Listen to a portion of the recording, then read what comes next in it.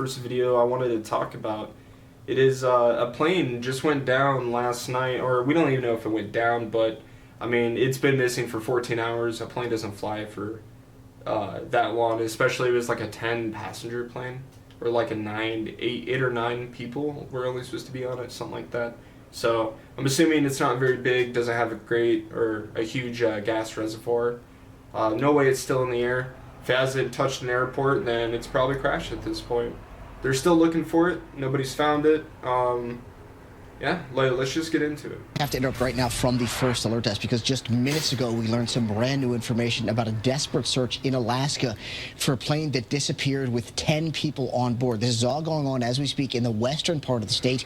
We know about 10 hours ago the Coast Guard contacted the pilot of a Bering caravan plane that was flying over open ocean towards Nome, Alaska. Now they Wait, so they actually had a contact with it then?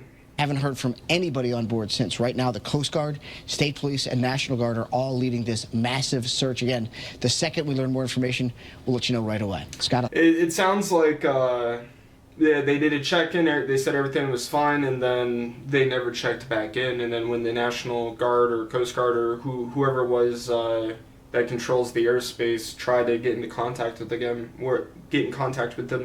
they never got in contact back. That's what it sounds like to me, but man, my thoughts and prayers are out with these people, but it is starting to get a bit weird, ain't it? I mean, this is the third one. We had the accident, what was that, 10 days ago? Yeah, it was about 10 days ago, right? Helicopter right outside an airport crashed into an airplane. I think it was carrying 63 people, something like that.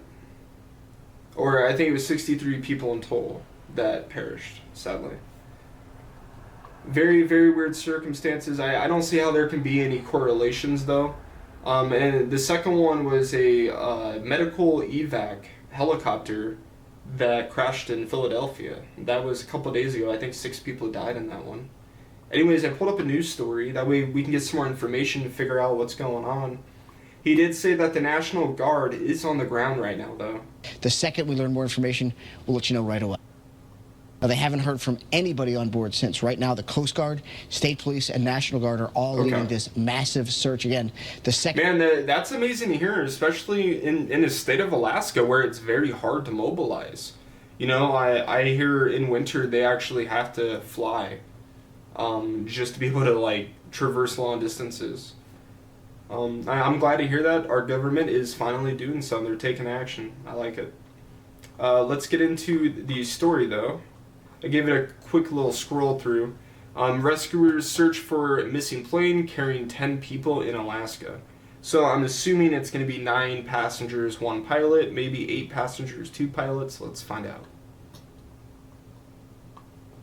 Rescuers searched on Friday for any sign of a plane that went missing while carrying 10 people.